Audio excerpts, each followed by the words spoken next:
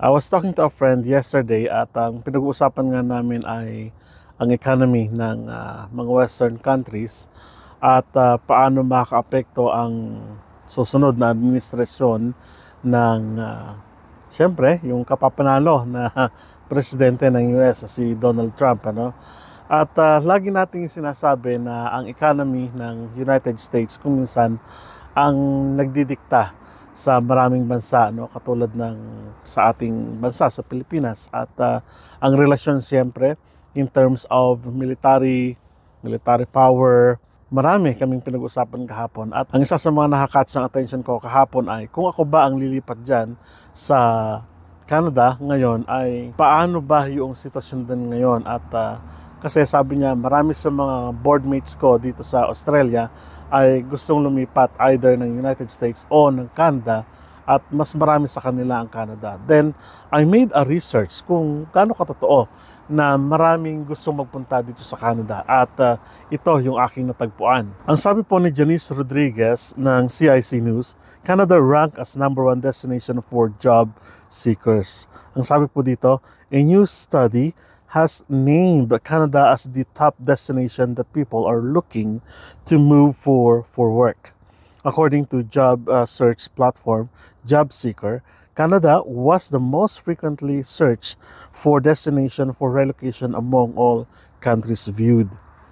It was especially popular among those looking for work and relocation from Costa Rica, Germany, India, Japan, Mexico, South Africa, Saudi Arabia, and the UAE. Australia was the next most frequently searched for country to relocate to, followed by Switzerland and the United States, which tied. JobSeeker analyzed the social trends of job seekers globally between September 19 to 25 to find this data. Using the template Jobs in Country Name, it charted residents' search trends across 30 countries. The track 30 countries were chosen for having a strong job market and high GDP or gross domestic product as per the United States New and World Report. So nabigla ako nung sinabi niya yon na gusto niyang lumipat dito sa Canada. Sabi ko, nandyan ka sa Australia. Ang alam ko, tamang medyo mas malaki yung per hour ninyo, ang rate ninyo per hour, but of course ay mataas din naman ang cost of living. Sabi ko sa kanya, dahil may mga kamag-anak din tayo nakatira dyan, so sabi ko sa kanya, bakit hindi ka nalang mag-stay dyan? Sabi pa nga niya, napakaramot mo naman. Sabi ko sa kanya, hindi naman. Kaya lang, stable din naman ang economy ng Australia compared sa ibang country, hindi ba? Sabi ko. And then sabi niya, naiinganyo lang kasi ako doon sa iba pang mga immigration purposes, system at mga trims, o kaya naman ay iba pang mga programs ng Canada sa kasalukuyan na nagbabago-bago. So, ano yung ibig mo sabihin? Sabi ko, ibig sabihin, sabi niya, kung nagbabago-bago, ibig sabihin, ina-adapt nila yung kasalukuyang economy ng Canada sa world trend kung tawagin natin. So sabi ko, oo nga, ano? Sabi ko, that is true. Totoo naman po yun, ng Canada actually ay nagbabago-bago in terms of world trend and economy. Kung ano yung kailangan, yun ang kukunin. Marami actually mga Filipino ang medyo nadidismaya sa pabago-bagong ito. Sabi ko sa kanya, well, sabi niya, isa ako doon sa, kumbaga talagang nadidismaya dahil ang papel niya nung mga una raw, kumbaga parang 15 years ago, ang kanyang application ay sa family sponsorship, kaya lang matras yung kanyang application dahil nga doon sa age niya na. So, nandito yung mga kamag-anak niya, pero sabi niya nagkaroon siya ng chance na maging student doon sa Australia at yun ang grinab niya. So, sabi ko naman, pwede naman kung magpapahanap ka ng labor market impact assessment, job offer letter ng mga employer, makakahabol ka pa rin at makakasama pa rin yung family mo. At sabi niya na, oo nga, sabi nga nun, tama yon.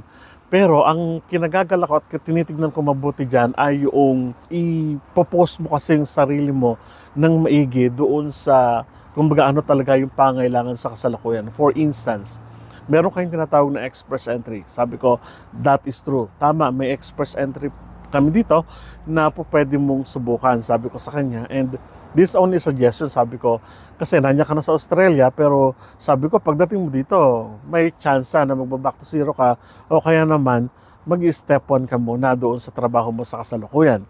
So sabi niya, hindi na bale, basta pagdating ng panahon ay makukuha ko rin yung family ng aking may bahay pagdating ng panahon na yung kanyang magulang din ay makarating din dyan sa Canada. Nang tulad din ng mga magulang ko at ng mga kapatid ko.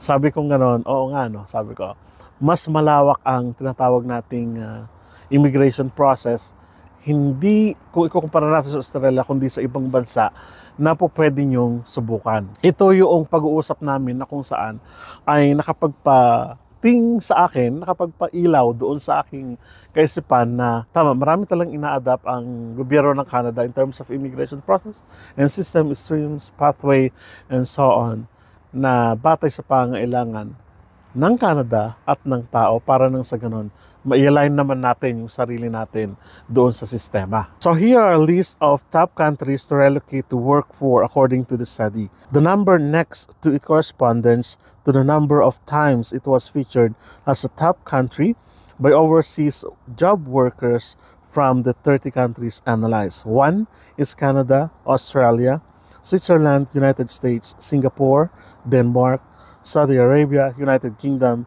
Germany, Qatar, Spain, Japan, Netherlands, and New Zealand. According to the same study, most people in Canada search for job opportunities in the US. Maraming bagay kung saan nagkaroon ng number 1, naging top, rank 1 ang Canada. Pero hindi na natin babalikan isa-isahin. Maraming mga bagay yan.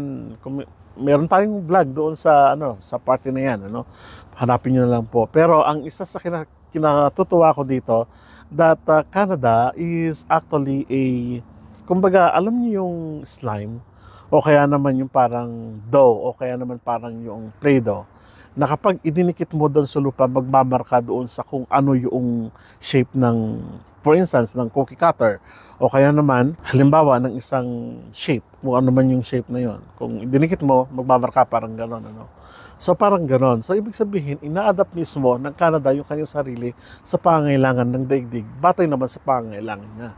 So kung nasasabi ng ilang mga kababayan natin na nasa mga western countries na rin at nasa malalagong lugar na rin, how much more na yung mga kababayan natin sa Pilipinas na nangangarap na makarating dito sa Canada. Yes, it is true na marami pa rin talaga nangangarap na makarating dito sa Canada, and this only a passage or a way na kung saan po pwede nating matulungan yung ating sarili and of course our family.